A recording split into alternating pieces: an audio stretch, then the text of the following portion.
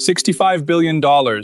That is the number every documentary tells you. Every news report, every article, every podcast, they all say Bernie Madoff stole $65 billion. But that number is wrong. The actual money stolen was approximately $17 billion. The remaining $48 billion was phantom profit.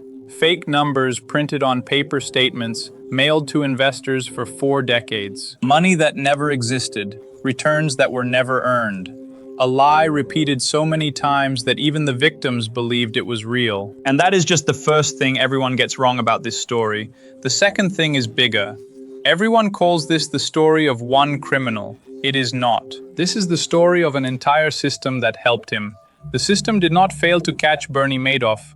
The system chose to look the other way because the money was too good to question. This is the full story. The parts they tell you and the parts they never will.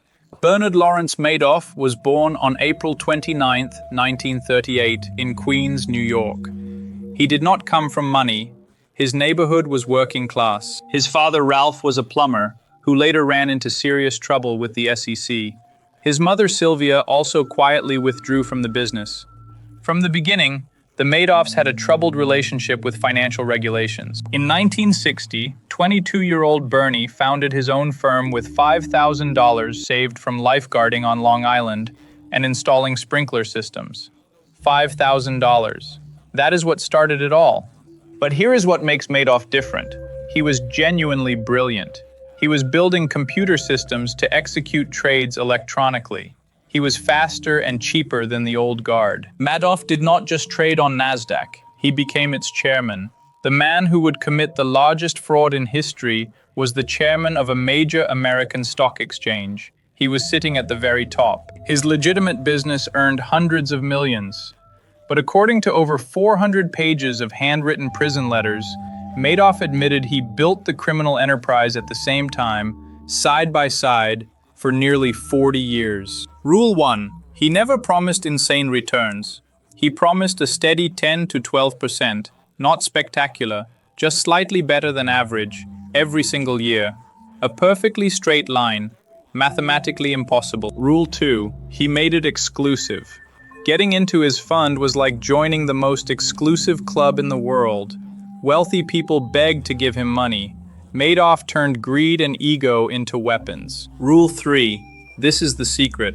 Madoff had a hidden computer file called the Shtup file. Near the end of each year, he opened this program and calculated exactly how much fake profit to manufacture. He was picking stocks that had already risen months earlier.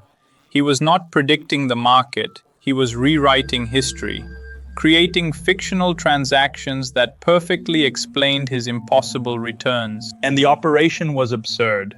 The back office handling billions in fake trades was run by Annette Bongiorno and Frank Di Pascali, 2 people with no real financial qualifications. They would sit in rolling chairs and wheel themselves back and forth across newspapers on the office floor, scanning for historical stock prices.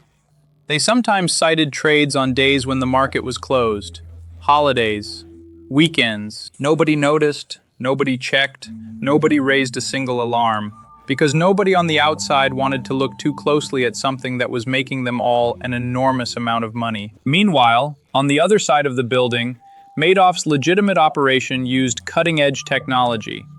2 different worlds, 1 hallway apart. The contrast was grotesque. When journalist Jim Campbell confronted Madoff about this from prison, Madoff wrote back, 1 devastating sentence. "Jim, I do realize none of these trades actually happened, but if one man and a few others could maintain this for 40 years, where was everyone else? Where were the regulators, the banks, the hedge funds?" The answer is the most disturbing part. A financial analyst named Harry Markopolos figured out the entire fraud in the year 2000. 8 full years before Madoff was caught. He used nothing more than a calculator and basic math. He calculated that Madoff claimed to trade more options than existed in the entire market. If it were real, it would have been a hurricane. But there was no ripple, no trace of any trades at all. Markopolos went to the SEC. He filed detailed reports. Over 8 years, he warned them multiple times. The SEC investigated 3 times and closed the case every single time. Markopolos later testified before Congress. He told lawmakers, "I gift-wrapped and delivered the largest Ponzi scheme in history to the SEC on a silver platter, and they did nothing." But the SEC was not alone. JPMorgan Chase was Madoff's bank for 20 years. In 2014, they admitted they suspected fraud. They suspected it for 20 years and said nothing. Hedge funds made it worse. They collected billions from investors and handed it directly to Madoff, earning hundreds of millions in fees without any real due diligence. They promised they were watching. They were not. As Madoff himself said from prison, they all knew. The financial system did not fail to catch him. It actively enabled him and knowingly profited from him for decades. When he finally fell, it desperately painted him as a lone villain, a single rogue operator, to protect itself from the truth that the entire system was complicit. But the collapse, the arrest, the Christmas Eve suicide attempt, and the 150-year prison sentence, all of that is coming up right now in the next part of this investigation. December 2008.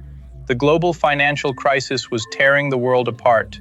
Banks were collapsing, markets were crashing, and Madoff's clients were panicking. $7 billion in withdrawal requests flooded in within weeks.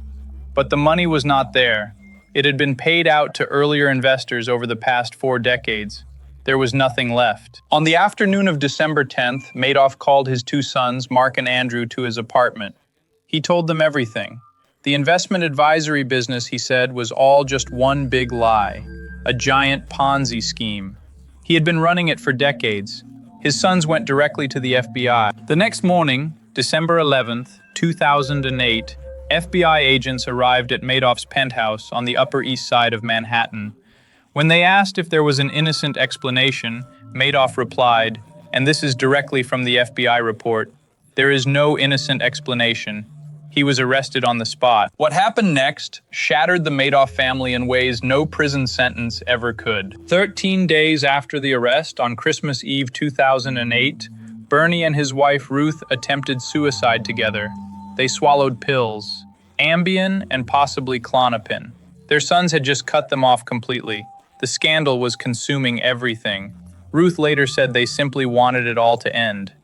They survived. But their family did not. Mark Madoff, their eldest son, could not escape the shame, the lawsuits, the death threats, the constant media attention.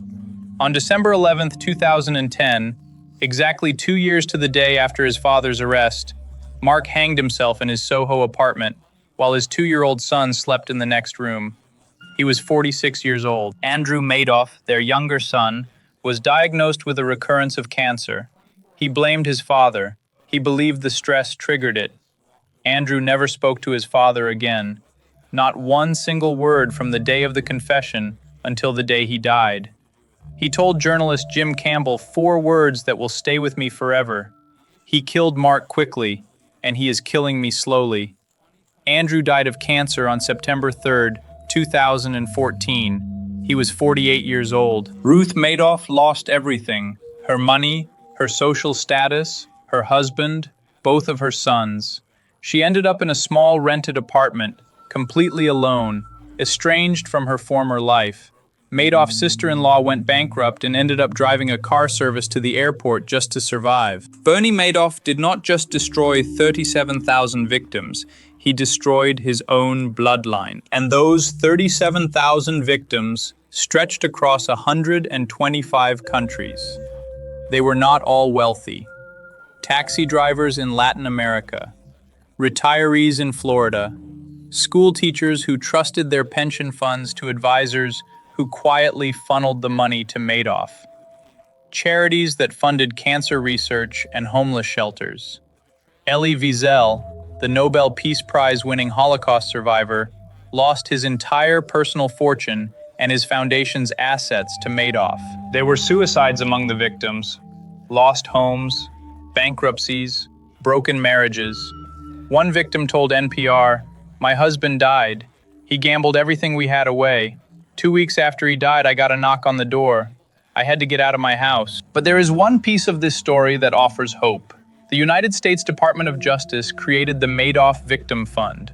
Over 15 years and 10 separate distributions, the fund tracked down stolen assets, clawed back money from those who had profited, and distributed over $4.3 billion to more than 40,000 victims worldwide. By December 2024, victims had recovered 93.71% of their verified losses. Almost everything. Not all of it, but almost. On June 29, 2009, Judge Denny Chin sentenced Bernie Madoff to 150 years in federal prison, the maximum possible sentence.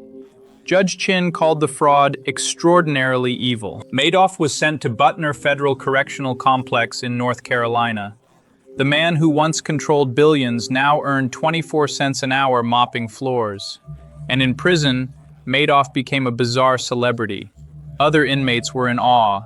Criminals respected the sheer scale of what he had pulled off. He was treated like a legend among thieves. Several associates were also convicted. Frank DePascali, his right-hand man. Peter Madoff, his own brother, who received 10 years. Annette Bongiorno, the grandmother from the back office, received 6 years. In 2020, Madoff requested early release, citing terminal kidney disease. His request was denied. On April 14, 2021, Bernie Madoff died in prison at 82 years old. So what can you learn from this? Here are the lessons that actually matter. 1. If an investment never loses money, it is a lie. Real markets go up and down. Madoff's line went up for 40 years without a single dip. That is not genius. That is fraud. 2. Authority is the best disguise. Madoff was chairman of NASDAQ. He advised the SEC. He met with Congress. Authority did not make him honest. It made his fraud more convincing. 3. When a whistleblower speaks, listen. Harry Markopolos warned the SEC 8 times over 8 years. They ignored him. Ignoring warnings does not make the problem disappear. It makes you complicit. 4.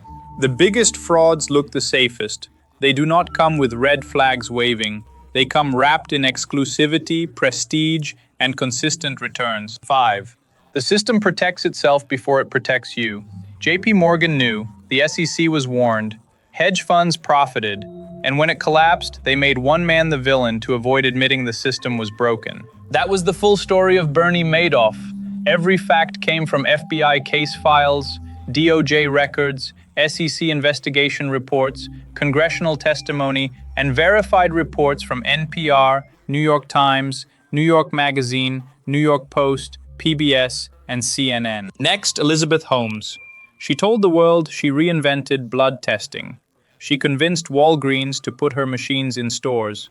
She convinced the United States military to use her technology on soldiers.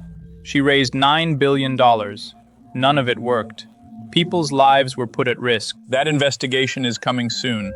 Subscribe and hit the bell so you do not miss it. Leave a comment. Should the banks have gone to prison too? I will see you in the next one.